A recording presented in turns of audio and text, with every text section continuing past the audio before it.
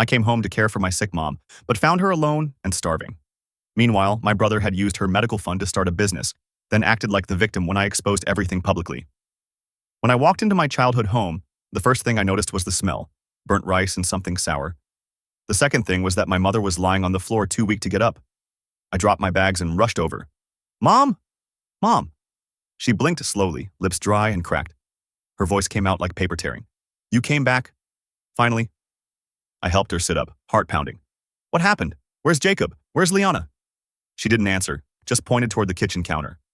There, propped against an old glass jar, was a printed bank statement and a note scribbled on the back of a CVS receipt. "We had to borrow the money. It's for something that could change our lives. Don't freak out. Love you." My stomach dropped. I picked up the statement. Page after page of 300, 500, 1,000 withdrawals, all labeled authorized user. And the account name? Kaylin R. Martinez. Health Savings Account. That was my account. The one I'd been contributing to for the past 2 years. The one I created after Mom's early-stage dementia diagnosis. The one that was supposed to pay for her memory care, her meds, her home nurse. Gone. I sat down on the cold tile floor. My mom leaned against my shoulder like a child. I wanted to scream, but the air in my chest had turned to cement. I flipped to the last page. The remaining balance. $13.67. That's when I saw the transfer memo. Final deposit. Studio launch. Lighthouse Live. A name I recognized instantly. Jacob, my older brother, and Liana, his influencer wife, had been teasing their big comeback on social media for weeks. They posted cryptic stories. This time it's personal. Big risk, bigger reward. I thought it was another scam they were backing out of. I had no idea they were using my mother's medical fund to bankroll it. I stood up slowly, heart racing. "How long have you been like this, Mom?" She blinked. "They said they'd be back last week, but then no more groceries. I ran out of my pills yesterday." Her voice cracked. "I've just been sleeping a lot." My hands started shaking. "Let me explain something. I'm not rich. I'm not some spoiled kid with a backup plan.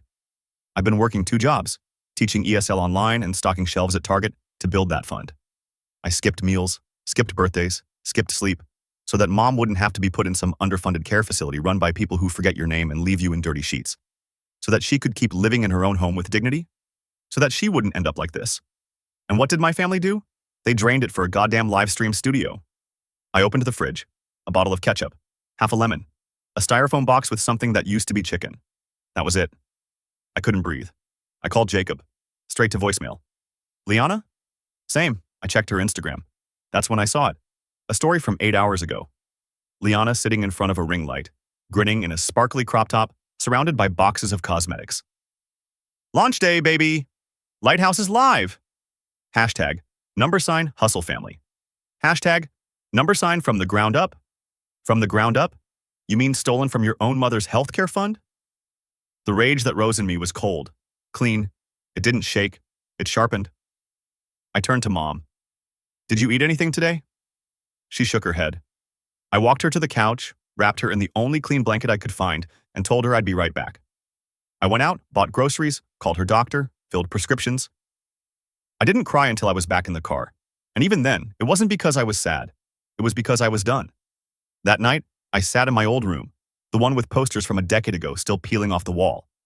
I opened my laptop and pulled up the shared account I had set up for Mom. Every transaction had a timestamp, every access log, and every time, the IP matched Jacob and Liana's address. I kept scrolling. Transfers to a Lighthouse business account, Uber Eats orders to their studio, beauty supply orders, even a damn fog machine. Meanwhile, Mom was surviving on rice and expired canned soup.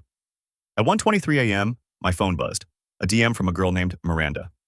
Hey, I used to work with Liana. I saw her story and recognized your mom from your old posts. Are you okay? I probably shouldn't say this, but they told people they inherited the money. But I know Jacob mentioned some health fund once. I stared at the screen. They were bragging, telling people they inherited funds to launch their new empire. Meanwhile, the person who actually needed the care? Forgotten. Starving. Cold. I turned off the lights and sat in the dark, trying to figure out what hurt more. The betrayal. Or the fact that I wasn't even surprised. Because truth is, it wasn't the first time. It was just the last straw. And when I went back into the living room to check on Mom, she was still awake, eyes open, staring at nothing. She whispered, "They always said you were too soft." I knelt down beside her. Not anymore. Because this time, I wasn't going to fix it with silence. This time, I was going to burn the whole studio down. After I told Mom I wasn't soft anymore, she smiled. Not a warm smile. A tired, crooked one that didn't quite reach her eyes. Then she closed them. Just like that. Like she'd been waiting for someone to finally say it. She fell asleep holding my hand, fingers frail and cold. I didn't move for an hour. I wish I could say that was the moment I turned things around, that I had some grand realization about love or loyalty or whatever. But truth is, I sat in the dark and I broke. Quietly. Completely. Because this wasn't just about money, or food, or a stolen health account. This was about patterns, about how my whole life I'd been holding the broken pieces together while everyone else stomped through like bulls in a china shop. When I was 11, Jacob borrowed my birthday money to buy a used drone. Never gave it back. When I was 16, Liana crashed my car while drunk and told everyone I was the one behind the wheel. When I was 21, Mom had her first hospital scare. I dropped out of school for a semester to care for her. No one visited, no one even asked how I was doing. But when they needed something, rides, rent, cover stories, cosigns, I was the first call. And if I ever hesitated, I was ungrateful. Too sensitive. Too soft. I spent years trying to be enough for people who only saw me as a tool. So yeah, I broke. But then something else happened. I got angry. Not loud, explosive angry. But the kind that simmers deep under your ribs. The kind that turns grief into clarity. So I did what I always do. I started digging. I pulled out the dusty blue binder I kept in my closet, the one labeled Mom. It had everything. Copies of medical bills, my pay stubs, bank deposit slips, even grocery receipts. Because when you live in a world where people don't remember your efforts, you learn to document them. I opened my laptop and built a timeline. 2 years' worth of transactions, side by side with screenshots of Jacob and Liana's posts. Every date aligned too perfectly. August 3rd, I sent $400 to Mom's account for her new mattress. August 4th, Jacob posted, "New studio lighting. Manifesting the hustle." September 9th, I paid her speech therapy invoice. September 10th, Liana posted a flat lay of beauty products with the caption, "Treating myself. I deserve it." I started shaking again. Not from sadness this time, from how blatantly smug they were about it. Then I checked something I hadn't touched in months, my old shared family Dropbox. I was stunned to find it still open. And inside, a folder labeled Studio Vision, full of their planning docs. In one file, a spreadsheet budget titled Phase 1 Launch. Under the Funding Source column, Kaylin's HSA, usable through secondary login, change password later. I stopped breathing. They didn't just take the money, they planned it. They listed my name like I was a credit line. I clicked through more files. There were photos of studio equipment receipts, bought with my card. An Amazon invoice for a velvet backdrop, shipped to my billing address. Even a note Liana left herself. Kaylin will ask questions, distract with Mom updates, stay vague. I think that's the part that broke something deeper in me. They knew I would care too much to push back. They used it. I got up and walked into the living room. Mom was still sleeping, curled up on the couch in a way that made her look small. Smaller than I'd ever seen her. I sat beside her and whispered, "They stole from you too." She didn't wake up, but her fingers twitched slightly, as if she knew. The next morning, I called Jacob. Not because I wanted to talk, but because I wanted to hear what lie he'd choose first. He picked up on the third ring. "Yo, what's up?" he said, cheerful like we were best friends catching up. "I need to ask you something," I said calmly. "Did you use Mom's health fund for the studio?" There was a pause. Then he laughed. "You're being dramatic. Just answer the question. We needed startup capital, and she wasn't using it." I blinked. "She's been starving, Jacob," he scoffed. "Kaylin, don't guilt trip me. You always make things bigger than they are. It's not like she was dying. That silence you hear when something inside you finally gives up?" I heard it then. "I want every cent back," I said. "And I want a written apology for her medical file." "Or what?" "I'll let your sponsors know how you funded this brand," I said. "And I'll press charges for unauthorized use of a health account." He laughed again. "You wouldn't. You're too soft, remember?" And that's when the twist came. Not from me, from someone else. Because later that night, I got a call from Liana's old business partner, Miranda. We'd messaged briefly before, but this time her voice was shaking. "I just got a subpoena," she said. "Kaylin, I think you need to see something." "What is it?" She sent me an email chain between Liana and Jacob. Subject, Operation Cutout. Body. "Kaylin doesn't matter. She'll forgive us like she always does. Let her play nursemaid. Once the studio pops, we ghost." And attached to that email, a contract. A legal one, where Jacob had filed for sole power of attorney over Mom's finances, forged signature, notarized in some town an hour away. I stared at it. I couldn't speak. Because in that moment, I realized this wasn't betrayal. This was theft in slow motion, and they were about to make it permanent. The moment I saw that forged power of attorney, something inside me split. It wasn't shock. It wasn't even betrayal. It was clarity. Jacob and Liana weren't just opportunists anymore. They were thieves, calculated, cruel, and bold enough to think I wouldn't fight back. But they miscalculated one thing. I didn't grow up soft. I grew up surviving. And now I had proof. Miranda sent me every file she had, emails, voice notes, even a screenshot of a message Jacob sent her last month. We're cutting Kaylin out after launch. She's a dead weight. She'll cry, but she'll get over it. She always does.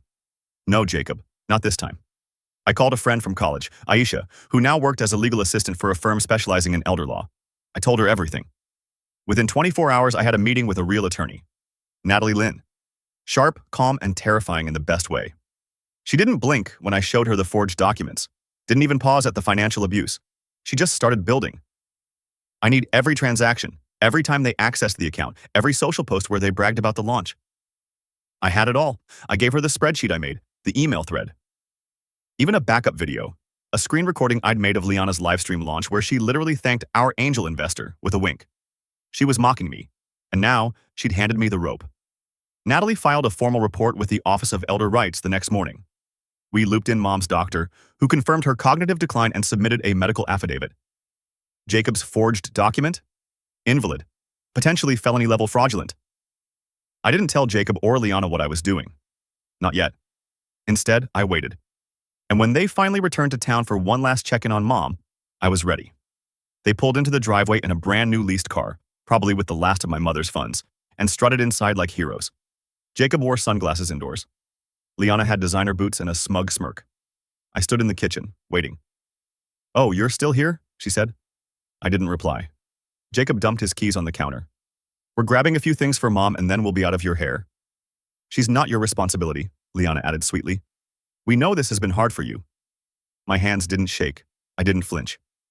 "Sit down," I said, pointing at the table. Jacob raised an eyebrow. "What is this, an intervention?" "No," I said. "It's an accounting." I turned my laptop screen toward them and pressed play. The screen showed the financial audit, every dollar taken from the health fund, with timestamps matching their Instagram launch. Jacob tried to laugh. "You've really been cataloging this?" Liana rolled her eyes. "Kaylin, we didn't steal. Mom said it was okay." "No," I said. "She didn't. She couldn't. She has early-stage dementia, remember?" Their faces shifted. I clicked to the next screen. The forged power of attorney. Jacob paled. Liana blinked fast, then snapped. "You can't prove that's fake." "I don't have to," I said. "The notary who stamped it already confirmed you used an old signature file. The affidavit from Mom's doctor already submitted. And guess what? There's a lawyer involved now." Jacob stood up fast, knocking over a chair. "You're blowing this out of proportion." "No," I said, standing too. "You're going to pay every cent back. You're going to sign a legal agreement removing yourself from anything tied to Mom's care. And you're going to issue a public apology." Liana laughed, shrill, nervous. "You're bluffing." I smiled. "Then why is your studio account frozen?" That hit. Hard. Liana's phone buzzed. She checked it, and her face drained of color. She looked at Jacob. "It's not processing my logins. Our main vendor just canceled the contract." He grabbed his phone. Swore. Natalie had filed the injunction 3 hours earlier. All associated business accounts were under investigation. Every vendor had been notified. That's when Jacob lost it. "You vindictive little bitch," he hissed. "You just ruined our future. All over what? Some savings account?" "No," I said. "Over our mother starving on the floor while you built a brand on lies." He charged toward me. But before he could say another word, Mom's voice came from behind the hallway. "You stole from me?" She was standing there, one hand on the wall for balance. Her voice was faint, but the tone, unmistakable. Jacob froze. "Mom, no, listen." "You stole from me," she repeated, stepping forward. Liana backed away slowly, like a guilty child. "You left me here," Mom said. "You left me here to rot, and now you want to say listen?" She walked, limping, trembling, but walking, toward the kitchen table. "I may not remember everything," she said, "but I remember who shows up." "Kaylin shows up." "You? You show up for the money." Liana burst into tears. "It was Jacob's idea," he snapped. "Oh, screw you. You were all in until we got caught."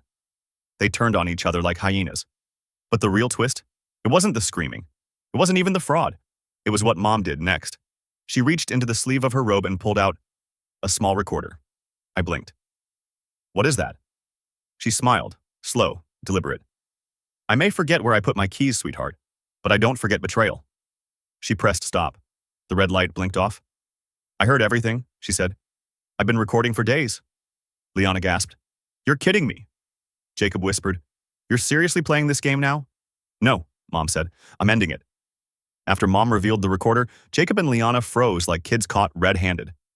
Not even the kind of freeze where you fake innocence. No, this was the full-body, blood-left-their-faces kind. The kind that comes when you know it's over and there's no way out. I didn't say a word. I didn't need to. Mom stood there, a little hunched in her robe, her left hand trembling against the table, but her voice was solid. I may forget dates, she said, but I remember being abandoned. Jacob stammered. You're confused. No, she snapped. You thought I wouldn't notice. You thought Kaylin wouldn't fight. And you thought stealing from me would be easy. You were right.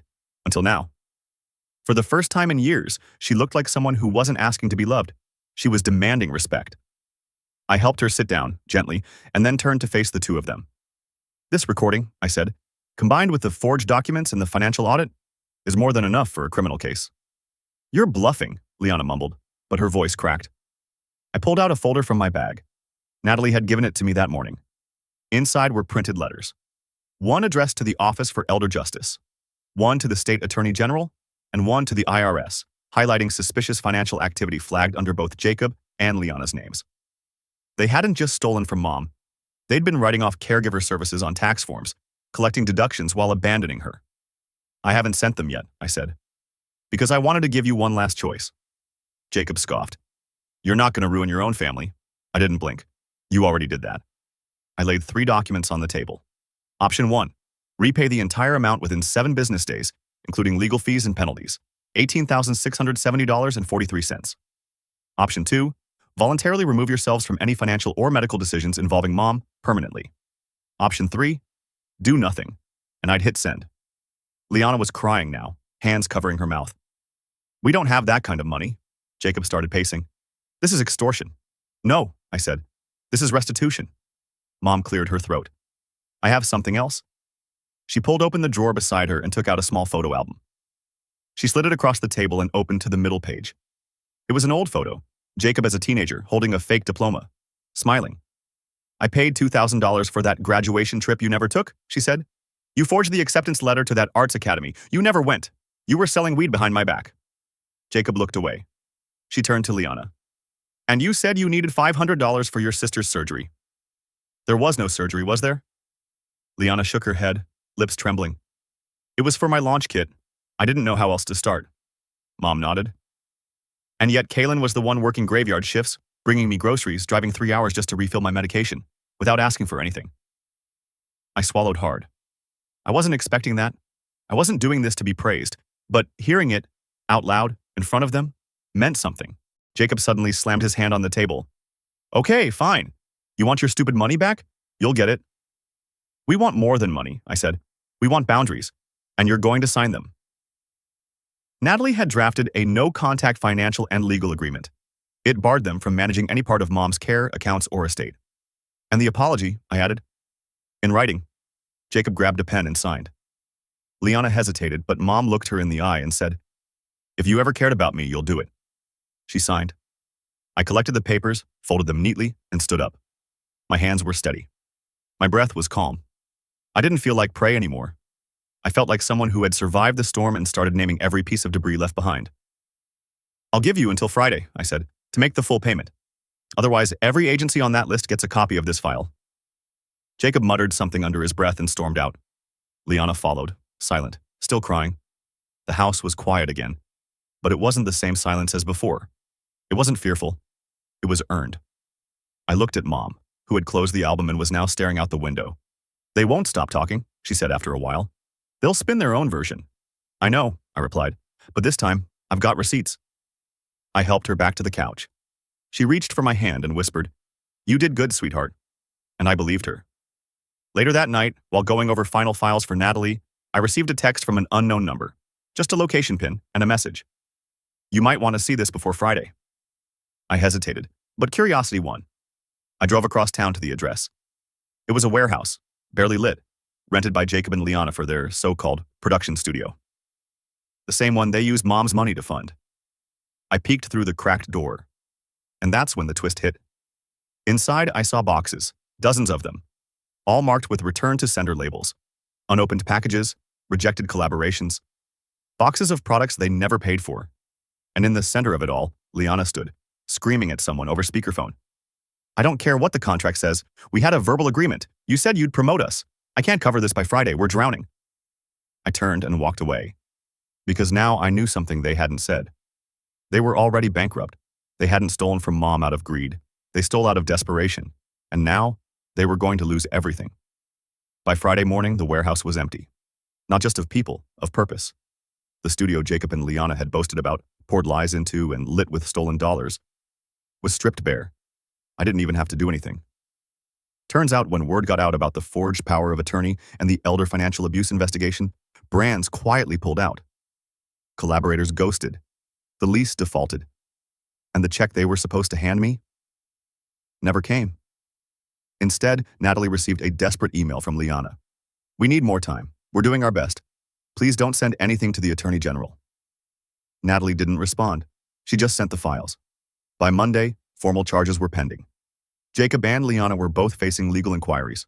Bank statements, tax filings, the forged document. Even Mom's recording was submitted as supporting evidence. The best part? I didn't have to scream. I didn't have to beg. The truth carried itself. And when it landed hard. Jacob lost his side job with a consulting agency. They cited ethics concerns. Liana's online presence collapsed overnight. Her Instagram, once filled with product shots and rise and grind quotes, became a ghost town. The last post? A story with a black screen that read, "People are cruel. No one supports small creators anymore." The comments said otherwise. You left your sick mom to starve. Where's the apology? She built your brand and you robbed her blind. They couldn't delete fast enough, but the internet has a memory. Meanwhile, Mom started sleeping again. Peacefully. No more panic attacks in the night. No more hiding bills under her mattress like they'd disappear. She'd sit by the window most mornings, crocheting tiny patches of color that didn't quite match, but somehow made a beautiful mess together. You look lighter, she told me one afternoon. I feel lighter, I said. For the first time, I don't owe anyone an explanation. We moved into a smaller, sunnier apartment near the library she loved. I built her a reading nook, set up automatic medication reminders. Hired a part-time nurse named June, who brought her stories in warm hands. I quit the warehouse job, picked up a remote role in digital records, stable hours, decent pay, no soul-draining politics. And slowly, I started piecing myself back together. Not to be the person I was before, but someone wiser, sharper, free. Then one day, while grabbing coffee, I saw Liana sitting at a corner table, hair pulled into a messy bun, sunglasses on, staring at nothing. I almost walked past, but something in me paused. She looked up, saw me. I waited for the fake smile, the speech, the guilt trip, but all she said was, "You ruined everything." And for once, I didn't feel the need to argue. Didn't need to explain. I just said, "No." I revealed everything. You ruined yourselves. And I walked away. Not because I was trying to be strong, but because I already was. Jacob tried to text me once. Some long-winded apology halfway between "you were right" and "we were struggling." I blocked him. Not because I hated him, because I was done. Done fixing what they broke, done paying the cost for their comfort, done carrying their shame like it was mine. The justice system moved slow, but it moved. They weren't going to jail, not for now. But restitution was court-mandated. Their wages, garnished, their reputations, shattered. And every time they tried to spin the story, someone, somewhere, showed up with the receipts. I didn't need revenge to feel satisfied. I just needed the silence back. Not the silence of fear, or guilt, or waiting for someone to finally choose me. The silence that comes when no one owns a piece of you anymore. Lesson? Don't wait for people to become who you wish they were. Sometimes closure comes when you close the door yourself. And if you've ever had to rebuild your life from the ashes of someone else's selfishness, I see you. You're not alone. Have you ever had to cut ties with family for your own peace? I'd honestly love to hear your story. Drop it in the comments. And if this hit home, subscribe for more real stories like this. You deserve to be heard.